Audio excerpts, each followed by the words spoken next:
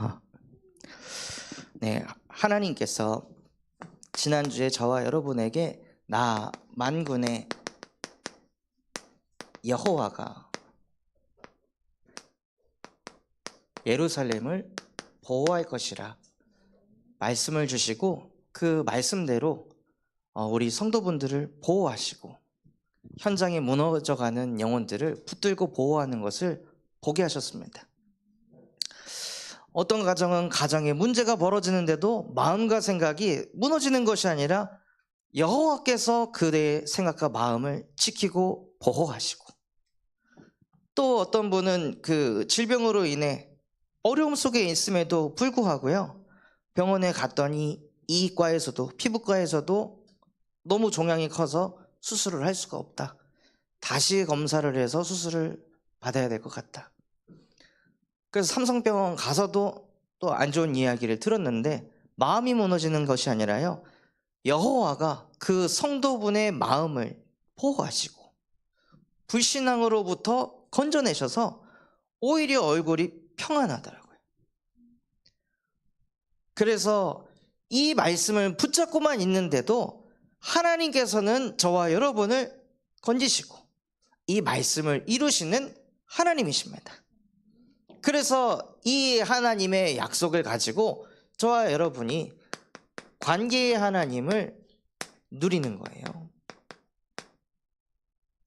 하나님과 관계를 어떻게 누리십니까? 자고 일어나서 하나님 나에게 아침을 주셔서 감사합니다.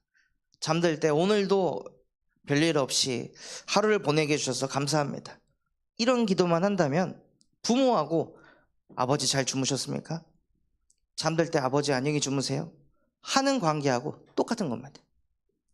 그 사이에 아무 내용이 없는 거예요. 관계에 저와 여러분에게 하나님께서 주신 언약의 말씀을 가지고 하나님과 관계를 나누고 소통하고 주신 말씀 붙잡고 다시 고백하고 읊조릴 때 저와 하나님과의 관계가 회복이 되기 시작합니다. 그래서 하나님께서는 우리에게 말씀을 주시고 그 말씀을 이루시는 하나님이십니다.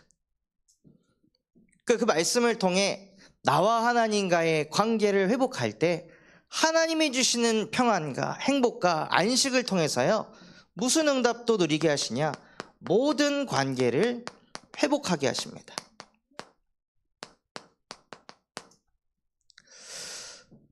하나님이 나와 함께 하시니까요, 관계 속에서도 자꾸 사람을 판단하고 정죄하는 것이 아니라 사람을 품게 하시고 섬기게 하시고 또 초월할 수 있는 힘을 주십니다. 그래서 사람과의 관계를 회복하기 위해서 노력하시기 전에 나와 하나님과의 관계를 먼저 회복하시는 그 축복을 누리시기 바랍니다. 그래서 이번 한 주간에는요, 만군의 여호와가 보호하고 호위하고 건지고 구원하는 것을 넘어서 위에서부터 영을 부어 주시리니,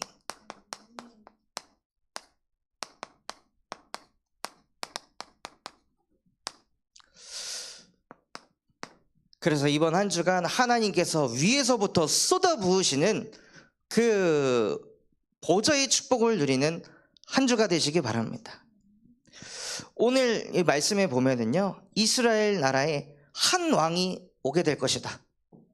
그 왕이 오게 되면 그 공의로 통치할 것이고 방백들을 정의로 다스릴 것이다 말씀하셨는데요, 하나님의 통치를 보고 뭐라고 하냐면 그것을 보고 보좌라고 합니다. 의자에, 하늘 보좌의 우편에 앉아있는 의자가 보좌가 아니라 하나님의 통치, 하나님의 권위, 하나님의 역사를 가리켜서 보좌. 그래서 저와 여러분에게 그 위에서부터 주시는 영을 부어주시기 때문에 이번 한 주간 하나님께서 쏟아 부으시는 보좌의 축복 속에서 사는 한 주가 되시기 바랍니다. 그래서 이 보좌의 축복 속에서 하나님께서 우리를 다스리시는데요, 나의 과거가 편집되셔야 돼요. 모든 사람의 과거는 창세기 1장 27절대로 하나님의 형상대로 창조되었습니다. 이게 원래 인간입니다. 원래 우리 집은 이렇고 원래 내 성격은 저렇고 그게 중요한 게 아니라요. 원래 인간이 어떻게 창조되느냐, 진짜 인간의 과거가 무엇인지 바르게 깨달아야 됩니다. 원래 인간은 하나님의 형상을 가진 영적인 존재로 창조되었습니다. 그래서 인간은 영이신 하나님과 함께하는 그 시간을 가질 때, 나의 인생 속에 성삼위 하나님이 함께한다는 게 믿어질 때, 그때 사람은 평안하고 행복합니다. 나의 존재에 대한 가치를 무엇으로 매기시냐면요, 이것으로 매기시는 거예요. 지난주에 사역을 할 때 한 청년에게도 당신이 이렇게 창조됐기 때문에 당신의 존재 자체만으로 소중한 사람이다 하는데 울컥하더라고요. 중요한 시험을 치렀는데 떨어지면은 소중한 사람이 아닌 건가요? 대학에 도전했는데 대학에 미끄러지면 소중한 사람이 아니고, 취업 준비를 했는데 취업 실패하면 소중한 사람이 아닌 건가요? 그 외부적인 걸 가지고 우리를 소중하게 만들려고 하는 것이 아니라, 저와 여러분의 존재 자체가 하나님의 형상이기 때문에 소중한 것입니다. 그리고 하나님의 형상에 하나님께서 복을 쏟아 부으셨습니다. 생육하고 번성하고 다스릴 수 있는 축복을 주셨기 때문에 저와 여러분은 어떤 존재냐? 축복의 사람입니다.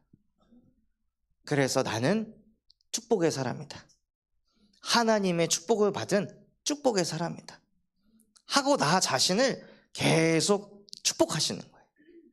축복을 받으려고 뭔가를 하려고 하는 것이 아니라, 내가 하나님의 형상대로 창조된 영적 존재이기 때문에 나의 존재 자체가 축복의 사람이구나 하고, 나의 존재가 어떤 존재인지, 나의 과거가 어떠한 과거로 창조되었는지 실제 이것이 내 것이 되는 은혜를 누리는 한 주가 되시기 바랍니다.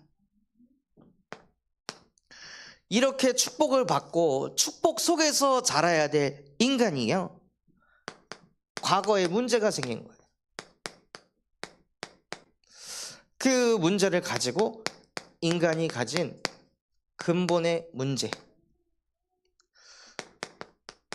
하나님의 축복 속에서 늘 축복만 받으면서 살아야 될 인간이 하나님의 말씀에 불순종해서 하나님을 떠나게 되었습니다. 아담과 하와의 선악과 사건으로 내 의지와 상관없이 하나님을 떠나서 하나님 중심이 아니라 모든 것을 나 중심으로 풀어가는 거예요. 대화를 해도 나 중심으로, 소통을 해도 나 중심으로, 이익도 다 나 중심으로, 말씀 받아도 나 중심으로, 기도도 나 중심으로, 전도도 나 중심으로, 헌신도 나 중심으로, 모든 것이 다 나를 위해서 그리스도 붙잡고 나를 위해서 예배하고, 모든 것이 그냥 나인 거예요. 원래 인간은 하나님과 함께하며 하나님을 위해서 존재했던 인간이 아담과 하와의 선악과 사건으로 인해서 모든 사람이 자기밖에 모르게 되었습니다. 그리고 자기 생각 가지고요, 하나님 떠나 죄 가운데 빠져서 육신의 눈이 밝아져 육신 문제를 계속 보게 되는 거예요. 진짜 나의 문제는 하나님과 소통되지 않는 거, 하나님과의 관계가 무너진 거, 이게 문제인데 뭐가 문제로만 보이냐? 육신의 문제가 문제로만 보이는 거예요. 그래서 저도 복음을 깨닫기 전에 나의 과거가 완전히 망가져 있을 때요, 아버지는 천식으로 인해서 계속 밤에 새벽에 기침하고, 그 옆에서 잠을 자는 어머니는 이제 잠을 제대로 못 자고, 그러는 게 늘 어머니는 피곤에 찌들어 있는 거예요. 그런 상황 속에 할머니랑 같이 사는데 할머니는 계속 엄마를 갈구고, 그럼 그 모습에 아버지는 그 소리를 듣기 싫으니까 교회로 그냥 빨리 가버리는 거예요.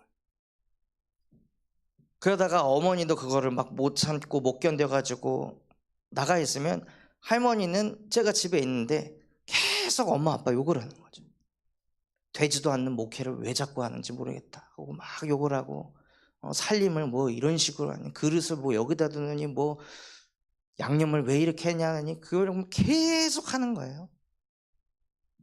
근데 그거에 영적인 눈이 안 보이고 그냥 제 육신의 부모 욕하는 걸로만 계속 보이니까요, 나중에는 저도 뒤집어져 가지고 할머니한테 소리를 지르면서 다시 한번 우리 엄마 아빠 욕하면 죽여버리겠다고 할 정도까지 가는 거예요. 과거가 망가져 있으니까요, 하나님 떠나가지고 우리 집의 문제가 하나님과 함께가 되지 않으니까 찾아온 문제가 아니라 우리 집안의 모든 문제가 다 육신적인 걸로만 보여지니까 이것만 계속 보고, 그 상황 속에서 창세기 3장 13절의 말씀에 보면 사단이 아담과 하와를 꿰었다고 했습니다. 사단이란 존재에 사로잡혀서 자꾸 거짓의 것을 붙잡게 하는 거예요. 거짓의 메시지를 붙잡게 하는 거예요. 아, 우리 가정 살리기 위해서 내가 더 열심히 살면 되지 않을까? 부모님에게 손 벌리지 않고 내가 악착같이 살면 되지 않을까?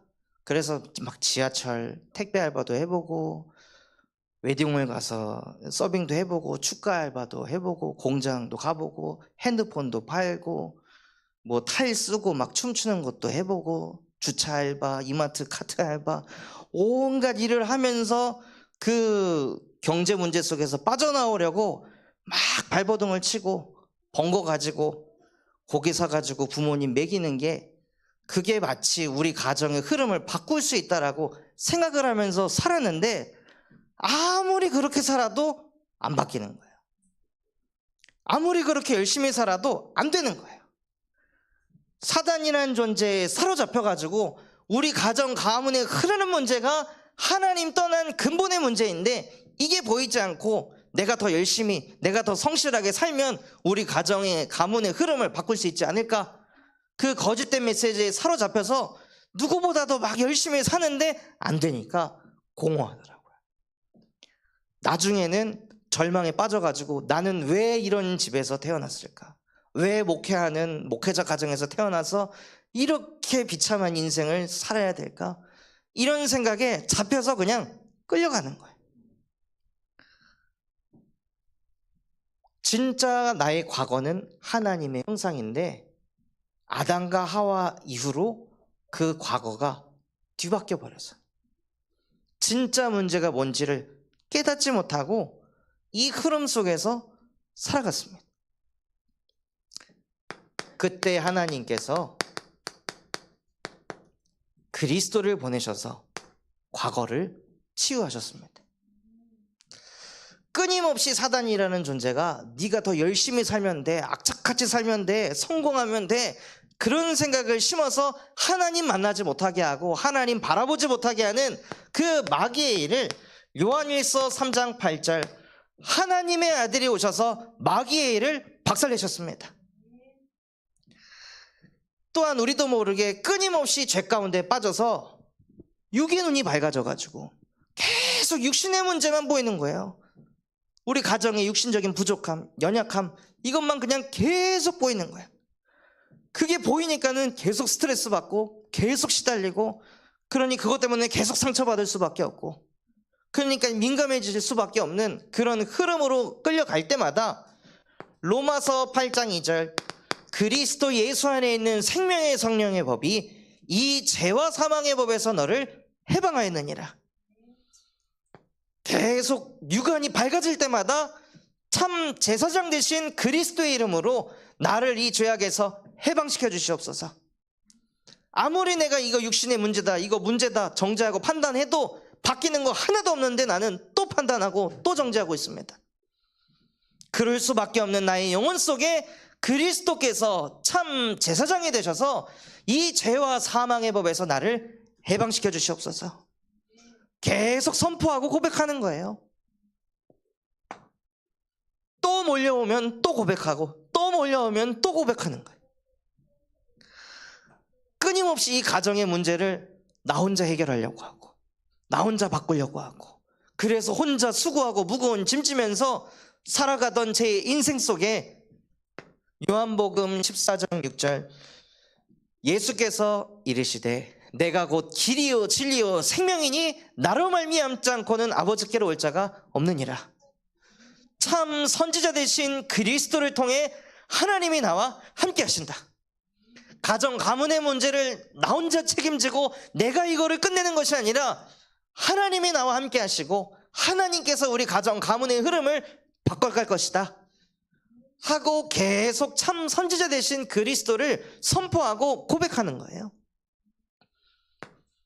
그래서 우리의 이 과거의 문제를 참 왕이요, 참 제사장이요, 참 선지자 되신 예수 그리스도께서 십자가에 못 박고 끝내버리셨습니다. 더 이상 하나님 떠나서 가정에서 받은 그 상처, 잘못된 각인, 뿌리, 체질로 살아가지 않아도 되는 존재로 십자가에서 모든 것을 끝내신 것입니다. 그 예수가 우리의 그리스도이시며 지금도 살아계신 하나님의 아들이십니다 하고 고백할 때 음부의 권세 너를 이기지 못하리라. 이거를 깨달아도 저희 집에 들어가면 항상 우울한, 어머니도 늘 피곤한 상태에 계시고 할머니는 계속 남 욕하고 정죄하고 그런 상태의 집이니까요, 주일날 예배 끝나고 집을 가기가 싫었거든요. 가면 나도 또 우울해지니까 그 분위기와 흐름이 내 안에 들어오는 게 그게 너무 싫더라고요.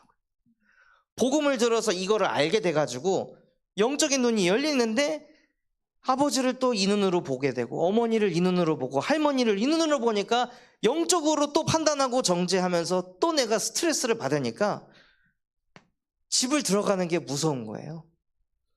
그래서 집을 돌면서 예수는 그리스도이십니다. 우리 가정에 오랫동안 내려온 이 우울함, 이 자괴감, 자격지심, 내 힘으로는 박살낼 수 없으나 예수 그리스도께서 십자가에 못 박고 끝내셨습니다. 가정으로 들어갈 때 내 안에 음부의 권세가 틈타지 못하도록 나를 반석 위에 세워 주시옵소서 하고 계속 고백하고 선포하고 기도하게 하시더라고요. 그러면서 나는 지질하게 가난한 집에서 살아가는 어떤 청년이 아닌 나는 예수 그리스도를 영접한 하나님의 자녀입니다 하고 고백하고 선포하게 하셔서 저의 과거를 치유하게 하시더라고요.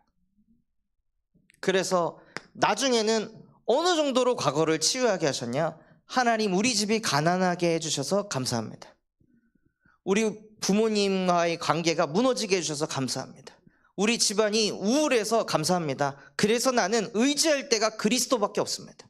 오직을 하지 않으면 나는 살 수 없는 존재입니다.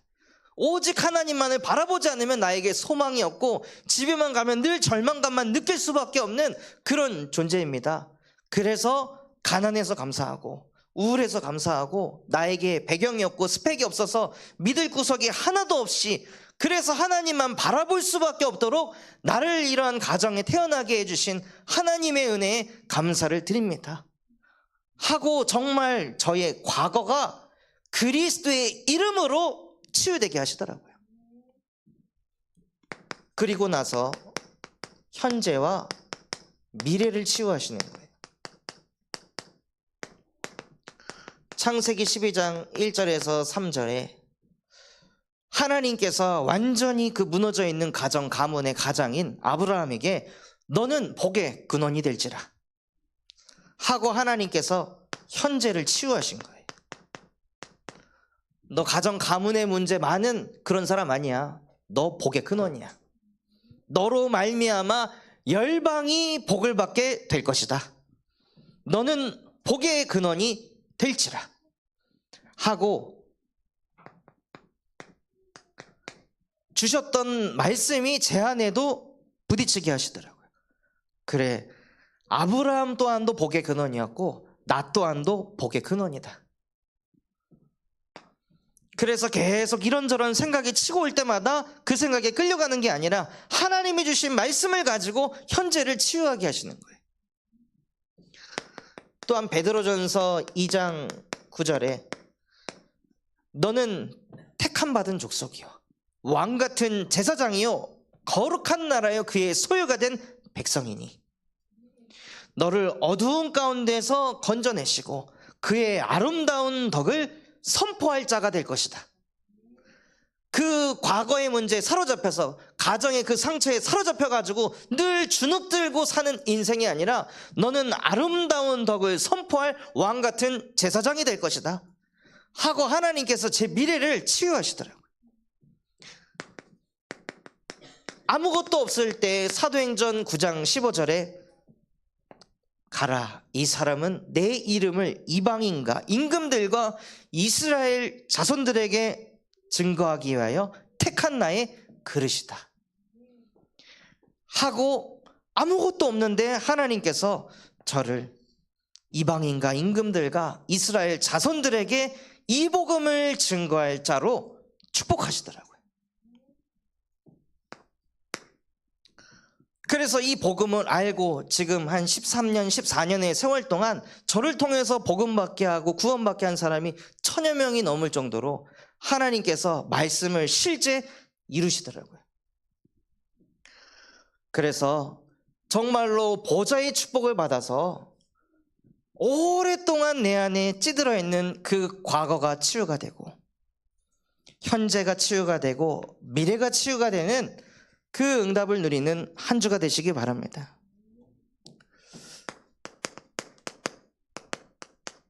그래서 우리에게 보좌의 축복을 주시고 무엇을 주시냐? 보좌의 능력을 주십니다. 보좌의 능력을 무엇으로 체험하시냐면요, 말씀의 능력으로 체험하시는 거예요. 고린도후서 10장 4절에서 5절에 보면은요, 우리의 싸우는 무기는 육신에 속한 것이 아니요 어떠한 견고한 진도 무너뜨리는 하나님의 능력이라. 그 견고한 진이 무엇입니까? 그 견고한 진이 우리 속에 있는 불신앙입니다. 하나님의 말씀을 들으면은 아멘이 되고 저대로 될 것이다, 이게 진짜 예배인데요, 이게 안 되는 거예요. 사단이 우리 안에 견고한 진을 만들어놔서 하나님의 말씀에 순종이 못 되도록 만드는 거예요. 하나님이 너는 복의 근원이다 하면 그냥 내가 복의 근원이구나 하고 아멘하고 이 말씀을 받아들이면 되는데 그게 안 되는 거죠. 아니, 내가 이런 상황 속에 있는데 무슨 하나님이 함께 하셔? 하나님이 함께 하시는데 어떻게 이런 문제가 터질 수가 있어? 하나님이 함께 하시는데 어떻게 이게 아직도 문제가 될 수가 있어? 이런 생각들에 사로잡혀가지고 하나님의 말씀에 자꾸 불신앙하게 하는 거예요. 그런데 정말로 말씀의 능력이 역사하면은요, 그 견고한 진을 무너뜨리게 하십니다. 불신앙을 무너뜨리게 하셔서 나중에 무엇을 깨닫게 하셨냐? 하나님이 함께 하시면 문제가 해결되는 것이 아니라 문제 속에서도 하나님이 나와 함께 하신다는 거구나. 나 혼자 이 문제를 다 떠안고 나 혼자 이 문제를 풀어가는 게 아니라 하나님이 이 문제 속에서도 나와 함께 하시면서 하나님과 함께하며 이 문제를 풀어가는 거구나 하고 그리스도에게 복종하게 하시는 거예요. 그래서 말씀의 능력이 살아 역사에서 그리스도에게 복종되어지니까 무슨 응답이 오냐면요, 하나님의 말씀을 들을 때 그냥 목사의 말로, 사람의 말로 듣는 것이 아니라 하나님의 말씀으로 들리는 응답이 오는 겁니다.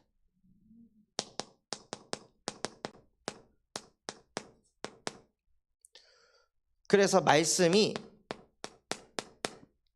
들려진다면 그게 보좌의 능력이 내 안에 역사하고 있구나. 하나님의 말씀을 믿을 수 없는 존재인데 이 말씀이 믿어지는 걸 보니 보좌의 능력이구나. 제가 아들에게 계속 그 그리스도의 부활을 심기 위해서 그리스도에 대한 내용을 이렇게 읽어줄 때요, 십자가에서 고난받는 그 사진을 필리비가 보고 아파? 예수님 아파. 그러니까 그 앞에 이제 마리아가 우는 거 보고 울어? 울어. 그리고 예수님께서 십자가에 못 박혀 죽으셨어. 죽었어. 그런데 넘겨서 짜잔, 예수님이 부활하셨지. 죽었어. 아니 살아나셨어. 죽었어. 빌봐, 예수님은 부활하셔서 우리와 함께 하셔. 죽었어. 계속 살았어, 부활했어 얘기해도 죽었어 얘기하는 거예요. 안 믿어지는 거예요. 다 죽으면 끝나는데 막 목이 딱 잡으면 죽어. 그럼 걔는 이제 끝난 건데, 팔이 잡으면 죽으면 끝난 건데, 아니 죽었는데 살아났다 하니까 이게 안 믿어지는 거예요. 그게 당연한 거잖아요. 죽으면 끝인데 오직 예수만 그 죽음을 이기셨습니다. 그게 믿어지기 위해서는 우리 안에 견고한 진이 무너져야, 그 과학과 상식으로는 예수를 믿을 수 없기 때문에 우리 안에 있는 견고한 진이 박살나야 하나님의 말씀이 들려집니다.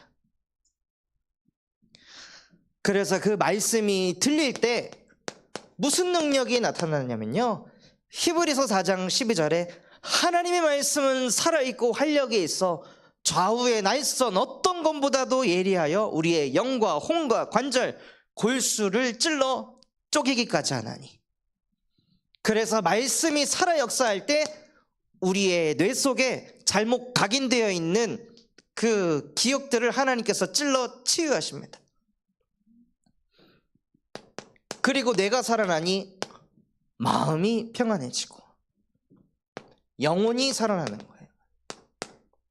그래서 영혼이 잘된 것 같이 범사가 잘되고 강건해져서 몸까지 치유가 되는 역사가 일어납니다. 그저 하나님의 말씀에 아멘하기만 했을 뿐인데, 하나님의 말씀을 붙잡기만 했을 뿐인데 모든 게 회복되게 하시는 거예요. 하나님의 말씀이 아멘이 안 될 때 제 생각 가지고 제 가정, 가문 계속 쳐다보니까요, 이해 안 되고 자꾸 스트레스 받으니까 위경련이 몇 개월에 한 번씩 계속 일어나가지고 늘 배 잡고 쓰러지더라고요. 그런데 하나님의 말씀이 살아 역사해가지고 나는 존재 자체가 축복의 사람이구나, 나는 복의 근원이구나, 이 가정 가문에 끌려다닐 존재 아니구나, 그것이 실제 제 뇌 속에 박히니까요, 제 마음에 평안이 생기고 영혼이 살아나니 그 오래된 그 위경련의 문제 끝나게 하시더라고요. 그리고 늘 복잡한 생각 때문에 잠 못 이루는 밤 보내고 현실이 너무 힘드니까 늘 망상하기 좋아했던 제 그 생각들을 복음의 말씀이 치유해 가시는 거예요. 그래서 정말로 말씀의 능력을 체험하시는 한 주가 되시기 바랍니다. 그리고 말씀이 우리에게 살아 역사할 때 기도의 능력을 체험하게 하십니다. 열왕기하 19장 14절에서 19절에 보면은요, 히스기야 왕이 선지자에게 받았던 말씀을 가지고 책상에 올려놓고 그 말씀 붙잡고 기도했습니다. 자기 생각이 아니라 그 말씀 붙잡고 기도하는 그 밤에 아수르 군사 18만 5천이 무릎 꿇은 거예요. 즉 말씀 붙잡고 기도하는 한 사람, 그 한 사람의 기도로 모든 흐름을 바꾸어 가십니다. 그래서 하나님, 정말로 히스기야 또한도 하나님의 말씀 붙잡고 기도하였을 때 그 말씀이 실제 살아 역사한 것과 같이 나 또한도 말씀 붙잡고 기도하는 그 한 사람이 되게 하여 주시옵소서. 그래서 우리 가정에, 우리 현장에 이런 사람이 저런 사람이 필요하다가 아니라 그 현장에 기도하는 한 사람이 필요한 겁니다. 그래서 요한복음 15장 7절 말씀에요, 너희가 내 안에 거하고 내 말이 너희 안에 거하면 무엇이든지 구하라. 그리하면 이루리라. 그래서 저와 여러분은 말씀 붙잡고 기도하는 겁니다. 상황과 현실을 가지고 기도하는 게 아니라요, 하나님께서 주신 말씀 붙잡고 기도할 때 하나님께서 이루어 가십니다.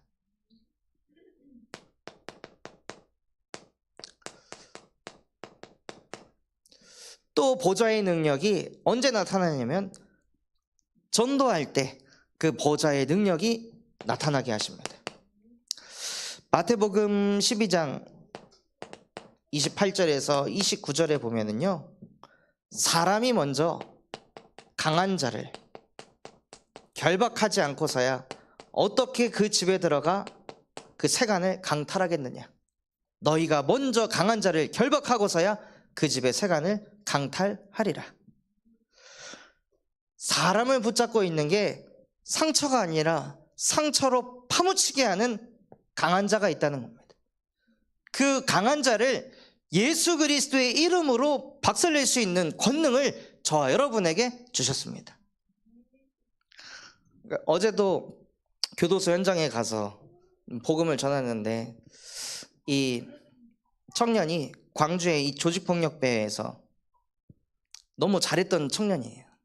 그러니까는 이제 형님들이 와가지고 너 진짜 조직생활 그만할 거냐, 다시 해라, 우리랑 함께 하자 하고 계속 와가지고 막 회유를 한다는 거예요. 그래서 당신이 조직이 없으면 조직이 안 돌아가냐 그랬더니 그 이제 95년생 중에 가장 앞장서서 일을 해가지고 차세대 보스로 자기가 좀 지목을 받았었다고. 아, 그러냐고. 그런데 그 청년의 마음속에요, 예수 그리스도의 복음에 빛이 비춰져서 강한 자가 무너지니까 오히려 자기를 회유하려고 했던 그 형님들에게 하나님을 만나라고, 목사님 만나가지고 복음 한번 들어보라고 그 얘기했더니 너 나오면 칼 맞을 준비하라고 이런 얘기를 하는 거예요. 그 안에 강한 자가 무너지니까요, 옆에 와가지고 아무리 회유하려고 해도 흔들리지 않은 반석이 되게 하시더라고요.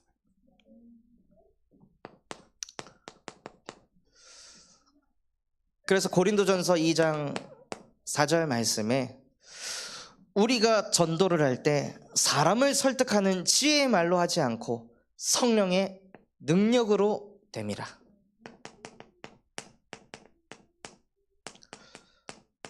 그래서 보좌의 능력을 언제 체험하냐? 저와 여러분이 전도 현장에서 복음을 전하고 사람 살릴 때 그때 보좌의 능력을 체험하게 하십니다. 이번 주에 위에서부터 영을 부어 주시리니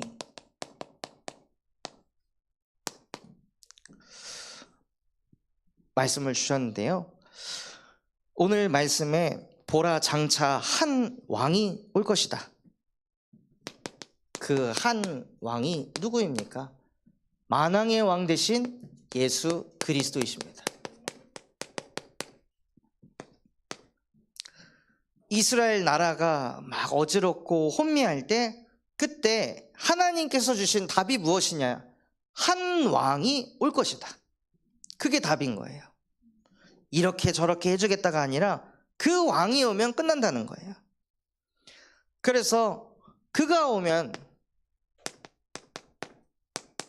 무엇을 하시냐? 방백들을 다스리시고 또 그 사람은 광풍이 피하는 곳이 되며 폭우를 가리는 곳이 되고 마른 땅에 냇물 같을 것이며 곤비한 땅에 큰 바위끈을 같으리니 하고 하나님께서 이 한 왕 예수 그리스도를 통해 모든 것이 회복되게 하시고 질서를 바로잡으시고 사람들 마음속에 평안이 회복되게 하신다는 겁니다. 그리고 그 한 왕이 오게 되니까 보는 자의 눈이 감기지 아니할 것이요 듣는 자의 귀가 기울어진다 말씀하셨습니다. 조급한 자의 마음이 지식을 얻어 깨닫게 되고 어눌한 자의 혀가 민첩하여 말을 분명히 하게 된다 하셨어요. 즉 하나님의 말씀에 귀가 기울여지고 하나님의 역사를 보게 되고 하나님이 주신 것 가지고 말하게 되는, 그래서 영적 상태가 변화된다고 말씀하십니다. 그래서 우리의 근본을 바꾸는 유일한 이름은 한 왕 예수 그리스도 한 분이십니다. 바꿔야지가 아니라 내 안에 한 왕 대신 예수 그리스도께서 좌정하시고 임재하실 때 모든 것이 살아납니다. 이때요 여인에 대한 이야기가 나옵니다. 이 여인들은 유다의 여인들이에요. 경제적으로 풍족한 유다의 여인들. 그래서 자기들 잘 먹고 잘 사는 거에 토치돼 가지고 아수르 군사들이 와가지고 계속 이스라엘 나라를 공격하는데 거기에 관심이 없는 거예요. 나라가 무너져가는 거에 관심이 없는 거예요. 백성들이 시달리는 거에 관심이 없는 거예요.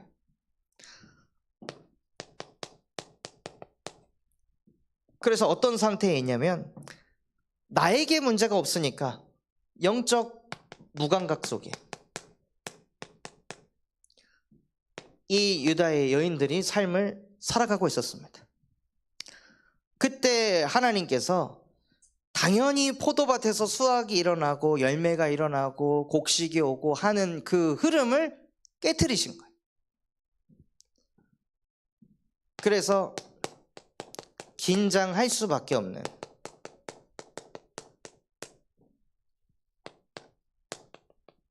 일들을 일으키신다는 거예요. 그래서 다시 이 유다의 여인들, 또 영적으로 무감각하고 긴장감이 전혀 없는 그 하나님의 자녀들이 다시 또 하나님께 오직할 수 있도록 하나님께서 이러한 일들을 허락하신 것입니다. 그래서 다시 하나님을 바라볼 때 위에서부터 영을 우리에게 부어 주시리니 하고 성령 충만함에 응답을 주신, 그 응답이 일어나니까요 안 되던 것들이 다시 되기 시작하는 거예요. 무너졌던 것들이 다시 살아나기 시작하는 거예요. 성령의 충만함을 받으니까요 우리 인생에 재창조의 역사가 일어나게 하십니다. 그리고 그 성령의 충만함으로 인해 하나님께서 저와 여러분에게 무엇을 주시냐면 공의의 열매는 화평이요 공의의 결과는 영원한 평안과 안전이라. 저와 여러분에게 영원한 평안과 안전을 주십니다. 한 왕 예수 그리스도가 우리에게 성령으로 임할 때 그때 영원한 평안과 안전이 임하게 됩니다. 그래서 결론으로 위에서부터 영을 받아야 되기 때문에 이번 한 주간 무엇을 두고 기도하시냐면요 사도행전 1장 8절을 붙잡고 기도하시기 바랍니다. 하나님, 오직 성령이 내게 임하게 하여 주시옵소서. 그래서 권능을 받아 땅끝까지 증인되게 하옵소서. 이 말씀을 주셨을 때 그리스도의 제자들이 어떤 상황이었습니까? 예수께서 부활하셔서 나타나셨습니다. 그때 제자들 마음속에 이제 다 끝났다. 부활하신 그리스도를 모시고 가기만 하면은 모든 의감이 다 무너지고 이스라엘을 살릴 수 있겠구나. 이런 생각들을 얼마나 많이 했겠어요? 그런데 부활하시고 40일 동안 하나님 나라 일을 가르치시고 올라가 버리셨어요. 아, 이제 다 됐다라고 생각했는데 그분이 올라가 버린 거예요. 그분만을 바라보고 있었는데 그분이 사라진 거예요. 그러니 제자들이 무엇을 했겠습니까? 오직을 할 수밖에 없는 거예요. 자기가 믿고 의지했던 모든 것들이 다 사라졌으니 오직 성령이 아니면 안 되겠구나. 오직 하지 않으면 안 되겠구나. 그거를 깨닫고 오직 성령이 임할 때까지 이들이 마가의 다락방에 모여서 오로지 기도하기에 힘썼습니다. 그래서 우리에게 주어진 현실과 상황이 안 좋은 것이 아니라 하나님이 나에게 오직의 응답을 주려고 하시는구나. 오히려 감사합니다. 오직 할 수 있는 환경과 상황을 주셔서 오직 하나님만을 바라볼 수 있도록 내게 은혜 주셔서 감사합니다. 그래서 하나님, 오직 성령이 내게 임하게 하사 권능을 받게 하시고 나의 과거가 치유되고 현재가 치유되고 미래가 치유되어 실제 보좌의 능력을 가지고 현장 살리는 전도자로 살게 하여 주시옵소서 하고 그 일에 쓰임받는 한 주 되시기를 예수 그리스도의 이름으로 축원합니다.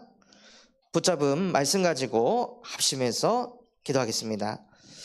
하나님 아버지 감사합니다. 정말로 오늘 우리에게 말씀 주신 그대로 위에서부터 영을 부어주신다 말씀하신 주님, 정말로 그 영이 우리에게 충만히 임하는 한 주가 되어질 수 있도록 은혜를 베풀어 주시옵소서. 정말로 보좌의 축복을 받은 존재로 살아가게 하시옵시고 나의 과거가 하나님의 형상이고 나의 존재 자체가 축복의 사람임을 깨달아 정말로 어떤 현장을 가든지 쓰러지지 않고 흔들리지 않고 주눅들지 않고 하나님과 함께하는 하나님의 자녀로 살아가게 하여 주시옵소서. 그 흑암의 세력이 나의 과거를 속이고 무너뜨려서 정말로 그 가정 가문에 내려오는 그 되물림 속에서 무너지도록 만듭니다. 정말로 그 흐름 속에 여자 요손 대신 예수 그리스도의 이름 붙잡고 그 흑암의 권세를 무릎 꿇게 하여 주시옵시고 정말로 나의 과거가 치유되고 현재가 치유되고 미래가 치유되는 증인으로 살아갈 수 있도록 은혜를 베풀어 주시옵소서. 보좌의 능력으로 살아가는 인생 되게 하시고 하나님의 말씀이 능력으로 역사하시고 실제 기도를 통해 응답받는 기도의 능력을 체험하여 전도 현장에서 사람을 살리는 전도의 능력을 체험하는 한 주가 되어질 수 있도록 은혜를 베풀어 주시옵소서. 이스라엘 나라의 한 왕 예수 그리스도께서 오셨을 때 모든 것이 회복되고 질서가 바로잡히고 평안이 임하고 영적인 상태가 뒤집어졌듯이 정말로 하나님, 이번 한 주간 그 한 왕 대신 예수 그리스도가 보혜사 성령으로 내 안에 충만히 임하실 수 있도록 오직 성령이 내 안에 임하도록 하시고 권능을 받아 땅끝까지 증인되는 인생 되어질 수 있도록 축복하여 주시옵소서.